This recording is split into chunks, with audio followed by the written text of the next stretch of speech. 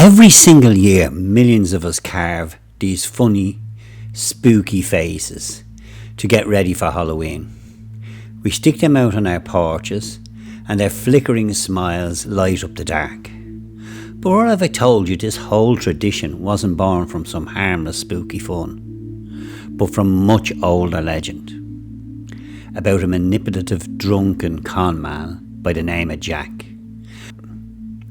A man who, just to get out of paying his bar tab, manages to trap the devil himself, and in doing so, cursed his own soul to become the very first jack-o'-lantern. This isn't just some ghost story, it's a tale of how a bitter rivalry between a mortal trickster and a prince of darkness gave us Halloween's most enduring symbol. Long before pumpkins became the face of Halloween, there was a man in 18th century Dublin known to all as Stingy Jack. And that wasn't just a casual nickname, mind you. It was a title he'd earned through a lifetime of shocking cheapness and sly deceit. What we dubs would call a scrounger, and say things like, sure, he'd peel an orange in his pocket. Jack was known in every village and every pub, not as a farmer or a blacksmith, but as a professional trickster, a silver-tongued devil who could talk a man out of his own shadow and then sell it back to him for a profit. He was the kind of fella who'd show up at a wake just for free food and drink, who saw every chat as a deal to be won. His promises were as flimsy as the morning mist over the bogs.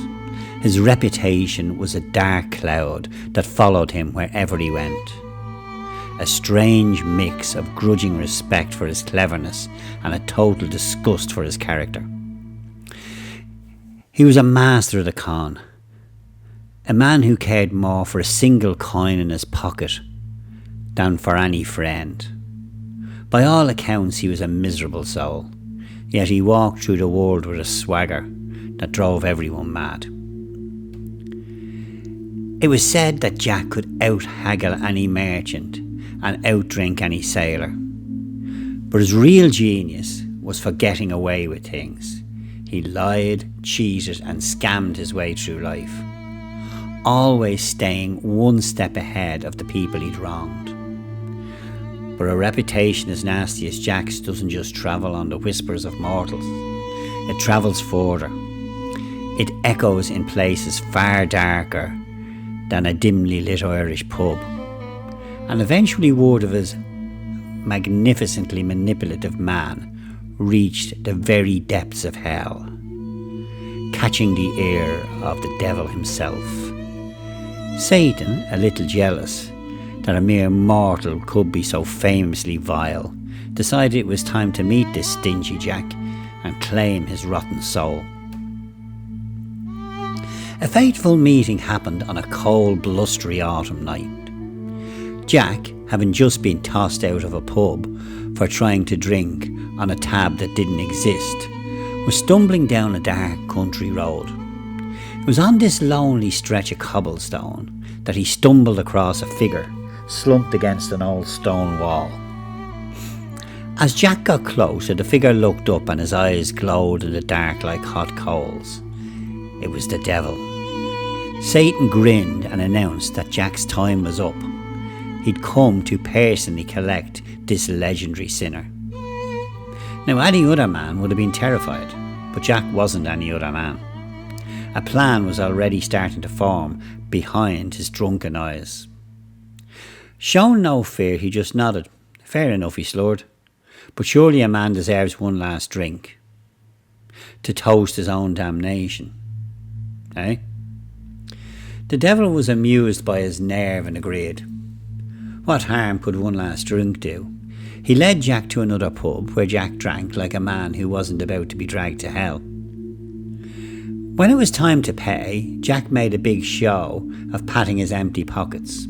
"Ah, seems I'm a bit short," he said, turning to the devil with a sly grin. "But you can be anything you want. Why don't you turn yourself into a silver coin? I'll pay the tab and you can change right back after."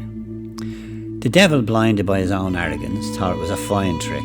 He transformed into a shiny silver sixpence. But the second the coin hit Jack's palm, he didn't put it in the bar. Quick as a flash, he shoved the coin deep into his pocket. The devil tried to change back, but he couldn't. He was powerless, because in that same pocket, Jack carried a small silver crucifix he'd lifted from a church earlier that day. Trapped by the holy symbol, the Prince of Darkness was caught. Jack let out a ragged, triumphant laugh. He'd done it. He'd trapped the devil. Satan raged silently in his pocket, but it was no use. Jack let him stew for a while before he laid out his terms. He'd release the devil on one condition. Satan had to promise not to bother him for 1 whole year, and more importantly, if Jack died, the devil would never claim his soul. Cornered and humiliated, the devil had no choice but to agree. Jack released him. The devil vanished into the night, vowing revenge. Jack, meanwhile, just strolled out of the pub, having got his drinks for free. A year passed. Some versions of the story say it was 10. But Jack, true to form, didn't spend his time changing his ways. He spent it drinking, cheating and telling everyone how he'd outsmarted the devil. He felt invincible. But time runs out for everyone, even for men who think they can cheat death itself. One afternoon, while walking through an orchard, Jack once again came face to face with the same shadowy figure. The devil was back. His eyes were burning with resentment. This time he said there would be no more deals. While he couldn't take Jack's soul to hell, he was more than happy to see it leave the mortal world. Again, Jack's mind raced. He looked at the devil, then up at a big gnarled apple tree loaded with fruit. He sighed, pretending to be tired of it all. "You're right, it's my time," Jack said. "I'll come along peacefully, but I'm starving. As a final request, would you be so kind as to climb that tree and grab me one of those apples for the road?" The devil was suspicious. He remembered the coin trick. But what trap could there possibly be in an apple tree? Eager to finally have some power over the man who'd humiliated him, he agreed and scrambled up the trunk to find the perfect apple. And that's when Jack sprang his trap. When the devil was distracted, Jack pulled out his knife and quickly carved a large cross into the bark of the tree trunk. Then another and another, until the base of the tree was surrounded by the holy symbol. When the devil looked down, apple in his hand, he realised he was trapped again. The crosses formed a holy prison he couldn't get down. His roars of fury shook the leaves from the branches, but it was no use. He'd be completely outsmarted for the second time. Jack leaned against the trunk casually, cleaning his nails. He let the devil's rage die down before he stated his new price. This time the deal had to be forever. The devil had to swear an oath for all eternity that he would never claim Jack's soul for hell. The devil, stuck in the tree like a common crow, had no choice. His pride was shattered. He gave his unbreakable word. With a smirk, Jack scraped the crosses off the bark, and the devil scrambled down and vanished in a puff of smoke. Jack, now certain he was safe from the fires of hell, went on with a sinful life, more arrogant than ever. He thought he'd won. He had no idea what a terrible price he was really about to pay. Many years passed. Jack grew old, his body finally giving in to a lifetime of hard living. When he finally took his last breath, he felt a sense of victory. He had lived life on his own terms. He had a get-out-of-hell-free card. His soul floated up, heading straight for the pearly gates of heaven. He arrived at the golden gates, expecting a bit of recognition for his cleverness. But St. Peter stood there looking grim. "Your life has been a monument to sin, Jack," he declared. You're selfish, cruel and deceitful. There's no place for a soul like yours in heaven. And with a loud clang, the gates were shut in his face. Rejected but not defeated, Jack shrugged. Heaven wasn't really his style anyway. So he turned and made his way down, down, down to the fiery gates of hell. This, he figured, was just a formality. He had a contract after all. He arrived at the entrance and called out for the devil. Satan appeared, but the anger was gone.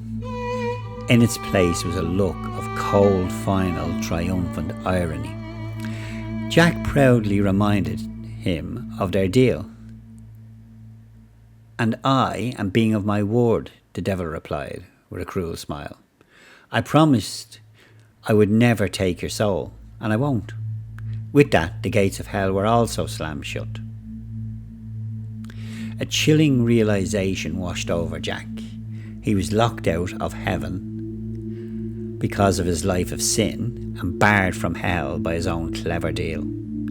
He was trapped, not in a pocket or in a tree, but in an endless, empty darkness between worlds.